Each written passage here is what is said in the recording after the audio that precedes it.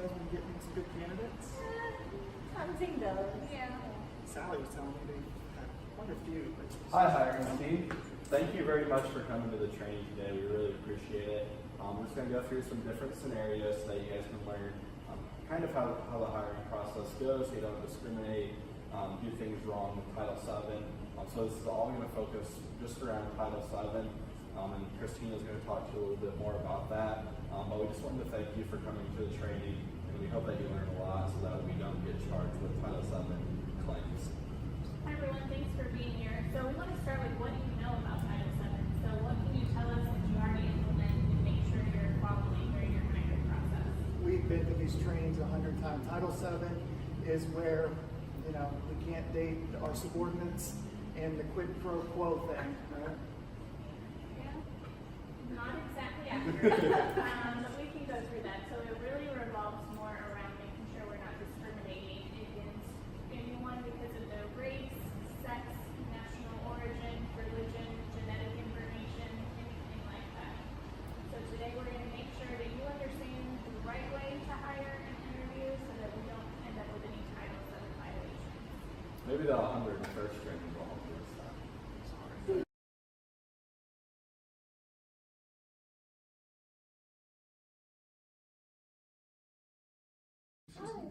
Hi, nice to meet you.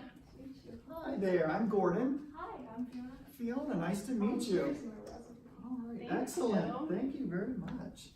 Thanks for bringing these. Just look over it real quick here. All right, some generalist experience at CSD. Very good. All right. Some great qualification there. All right, so I'll just jump right to it. Part of this job, and one of the big parts of this job, is working at the end of the year because we have a huge New Year's Eve party that is. It's a really good time and people really look forward to it.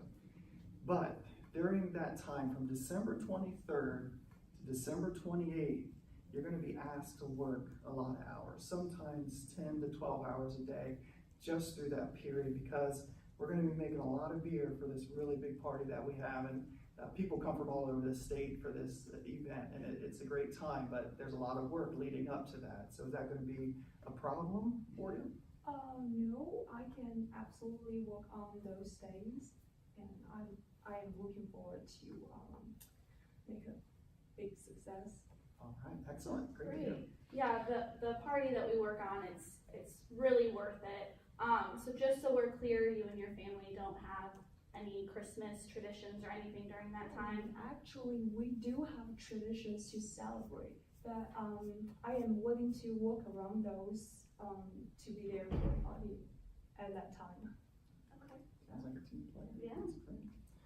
Also, with this job, there's a lot of standing and being on your feet, which can be very tiresome. So we're talking 5 to 7 hours at a time, just being on your feet, mixing the beer, grabbing, bags, and, just kind of standing for long periods. I don't think that will be a problem for me because in my current retail role, I'm on my feet all day. Oh, absolutely. In retail, you do have to be on your feet for long hours. So that's good to hear because that would translate to this position too. Yes. So, excellent. Did you all see the mistake? As you can see, our interview team asked a lot of great questions, but also asked a bad question based on Christmas traditions.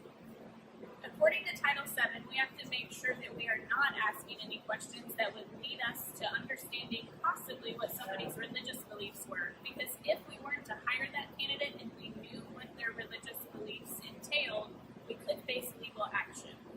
Now let's look at another scenario. So our groundkeepers are asked to come each day around 5 a.m. to secure the building, inspect the grounds. Does arriving at 5 a.m. work with your schedule? Oh, absolutely not. I can be there bright and early. I am a morning person. I get up early every day, cup of coffee, an old-fashioned newspaper, sit back, read it, get caught up on the day, and then I'm ready to start. So I'll be there before 5. You can assure that. Great. Unfortunately, the site that you're going to be working at has a lot of litter on the ground, so you'd be bending over a lot to pick up the trash. Would someone your age be able to do that? Well, I know given my advanced years that, a lot of people my age can't do that, but I've kept myself in pretty good shape. And in my previous job, I was asked to do those similar sorts of things, pick up trash and vend, and so yeah, even though, you know, people my age probably couldn't do that, but yeah, I'm confident that I'll be able to accomplish that task. Okay. As you can see, our interview team asked a great question, which then followed by an okay question. We cannot ask someone about their age, unless they want to spend time with the legal team. Now, let's check in on our last interview in progress and make sure Title VII is being followed appropriately. I find that fascinating, very interesting. Also with this position, you are going to be required to travel quite a bit away from home. We have a brewery, a sister brewery down in Alabama, and there's some drive time, overnight trips. Sometimes we can fly, but there just really isn't an airport close, so it's more convenient to drive.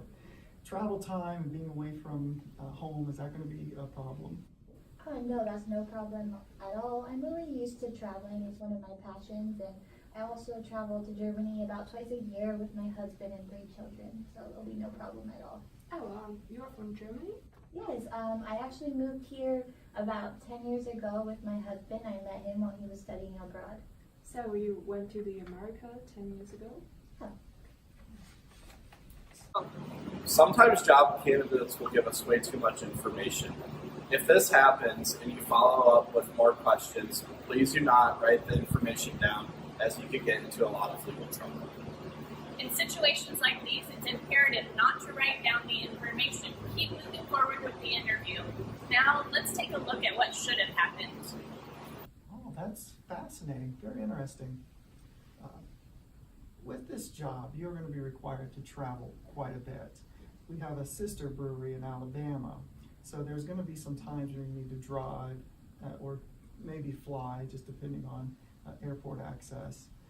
So it's going to require some overnight stays, potentially some long drive times. Is traveling and being away from home going to be an issue with this job? Oh no, I don't mind traveling at all. I often travel to Germany with my husband and 3 children since I'm from there, so it won't be any problems. Oh, you're willing to travel? That's great to hear. Thank you all for coming to the training today. We greatly appreciate it, taking a busy time out of your days. We hope that it helped a lot, and that you can use this about your future careers. We know that the time you invested today is going to really help you bring in some amazing candidates to Fisher Brewing. Thank you. Jenny, do you have any questions? That wasn't so bad after all. Well, yeah, let's drink some beer. I'll drink to that. So remember, hiring managers, don't ask them if they're old, ask them if they like it cold.